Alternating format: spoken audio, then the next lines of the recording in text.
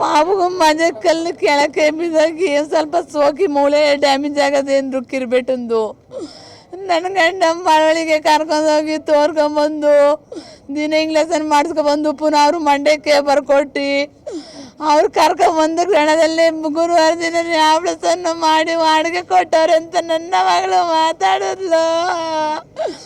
ಅಮ್ಮ ನಾನು ಚೆಂದಾಗ ನೀನು ಚೆಂದಾಗಿ ಊಟ ಮಾಡಮ್ಮ ಅಂದ್ಲು. ಅಮ್ಮ ನಾನು ವಿಡಿಯೋ ಕಾಲ್ ನೋಡು ಅಂದರೆ ಸರಿಯಾಗಿ ಕಾಣೋದಿಲ್ಲ ಅಂದ್ಬಿಟ್ಟು ನಾನು ಶುಕ್ರವಾರ ದಿನ ಬಂದು ಮಧ್ಯಾಹ್ನಕ್ಕೆ ಅಯ್ಯೋ ನನ್ನ ಮಗಳು ಮನಗಿರೋದು ನೋಡಿ ನನಗೆ ಆಘಾತ ಆಗಿ ಕಣ್ಣೀರು ಸುರಿದು ಅಯ್ಯಮ್ಮ ನೀನು ಅಳಬೇಡ ನೀನು ಅಂತ ಕಣ್ಣೀರು ಸೀಟು ನನ್ನ ಮಗಳು ನಾನು ಡಿಸ್ಚಾರ್ಜ್ ಮಾಡಿಸ್ಕೊಂಡು ಶನಿವಾರ ಬರ್ತೀನಿ ಅಂತ ಮಾತಾಡ್ದ. ಅಮ್ಮ ನೀನು ನನಗೆ ಅನ್ನ ಉಣಿಸು ಅಂತ ಅನ್ನವ ಉಣಿಸ್ಕೊಂಡ್ಲು,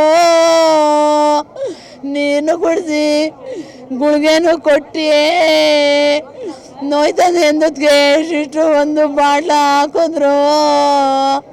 ಅಮ್ಮ ನೀನು ಹೋಗಮ್ಮ ನಾನು ಚಂದಗವನಿ ಅಂತ ನನ್ನ ಮಗಳು ನನಗೆ ಮುತ್ತು ಕೊಟ್ಟು ಬಾಯ ಮಾಡಿ ಕಳ್ಸದ್ಲು. ಓದಡಿಗೆ ಫೋನ ಮಾಡು ಅಂದ್ಲಲ್ಲೋ. ಅಯ್ಯೋ ರಾತ್ರಿ ಹೊತ್ತಿಗೆ ಫೋನ ಮಾಡುತ್ತಕ್ಕೆ ಅಮ್ಮ ಹೊಸಿ ನೋವು ಕಣಮ್ಮ ಚೆನ್ನಾಗವನಿ ಅಂದ.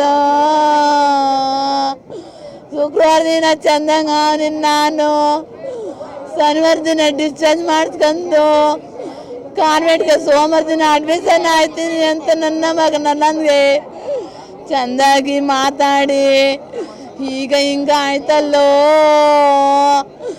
ಎಷ್ಟು ಸಾವಿರದ್ದು ಟ್ಯೂಬ್ ಕೊಟ್ರುವೆ ನಮಗೆ ಬೇರೆ ಕಡೆ ಬರ್ಕೊಡಿ ಅಂತ ನಾನು ಮನೇಲೆ ಬಡ್ಕೊಂಡ್ರು ಇಲ್ಲೇ ಕ್ಯೂರ್ ಆಯ್ತದೆ ಎಲ್ಲಿಗೂ ನಾವು ಬರ್ಕೊಡೋದಿಲ್ಲ ಅಂತ ಡಾಕ್ಟ್ರು ನಮಗೆ ಹಿಂಗೆ ಮೋಸ ಮಾಡಿದ್ರಲ್ಲೋ. ನನಗೆ ಫೋನ ಮಾಡಿದ್ರೆ ಯಾರು ನನಗೆ ಹೇಳ್ದರಿ 7 ಗಂಟೆಲಿ ನನಗೆ ನಾವು ಹೇಳಿದ್ರು ನನ್ನ ಮಗಳು ಅಯ್ಯೋ ಮಗ ಹಿಂಗಾಗಿದಂತೆಂದ